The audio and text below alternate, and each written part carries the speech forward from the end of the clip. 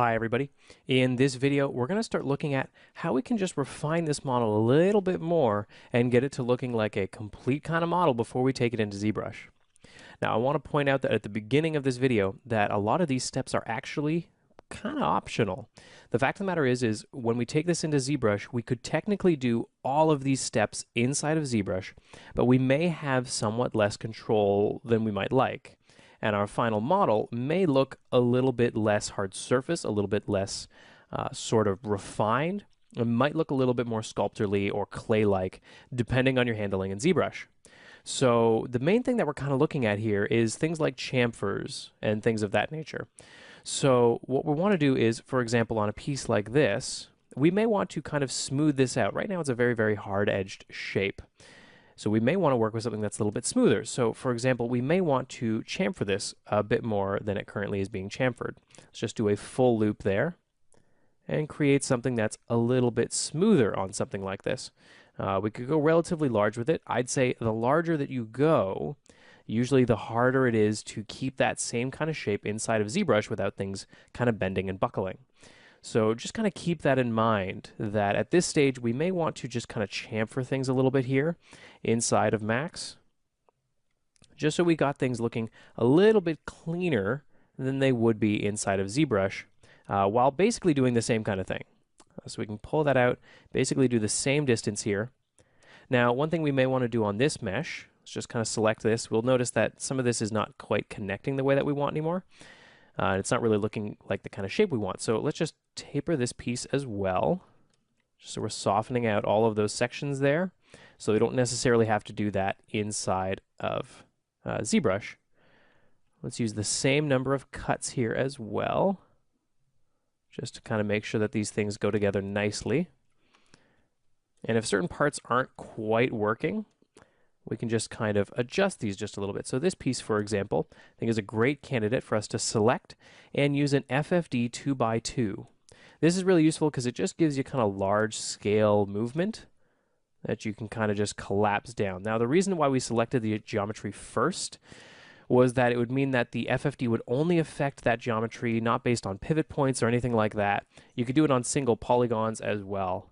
So that kind of just softens out this surface a little bit, makes this also look a little bit more complete before we take this into ZBrush. Now we can do the same thing for other spots like this, such as this edge here. So for example, I'm going to delete this edge and this edge so that when I do my chamfer, I'm going to get a better edge than I would get otherwise. So for example, I'm just going to chamfer this. It's going to create the same settings that I had before, and you'll see it does quite a nice job. Now I can connect things back up through here, but if I were to do this with those two edges still intact, you'll notice the edge that I get here creates a whole bunch of extra information here and actually does not create the curvature that I wanted. I'd have to select this whole thing, which is not necessarily wrong, but may create some curvature that I don't want elsewhere and some extra edges that I actually don't even need. So in this case, again, we just delete those two pieces, because we can connect this back afterwards too. And we just chamfer off of that, and then we can go in here and just connect this back up. So I'm just control, and drag. Again, I'm using P-Connect for that. That's Shift-C for me. P-Connect uses a lot of modifiers when you're doing things, so you can kind of just connect through certain edges. It's a very, very useful tool. And that way, when we come back in here, let's just make sure that this edge does stay nice and hard for us here. Let's just go hard edged on that.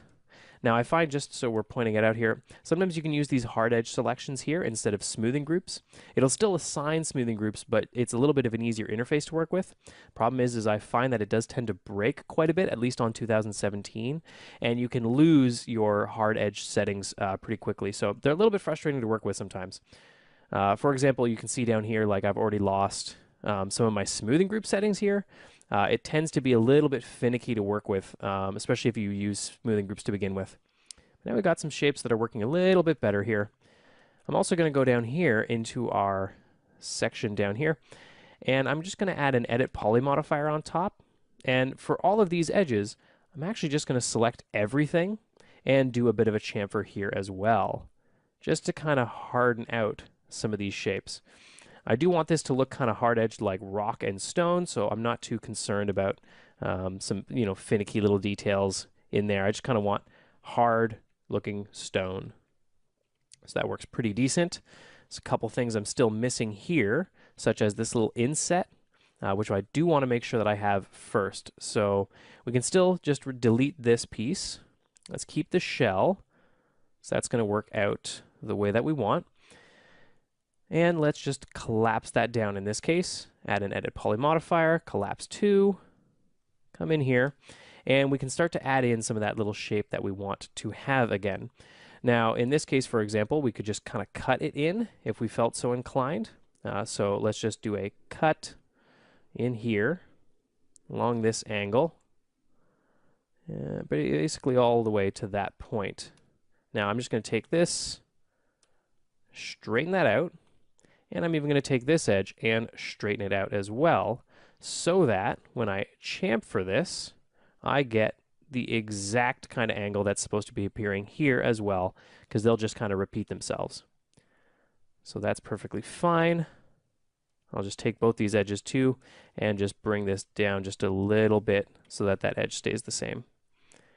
All right. And then I can kind of just push this in with an extrude.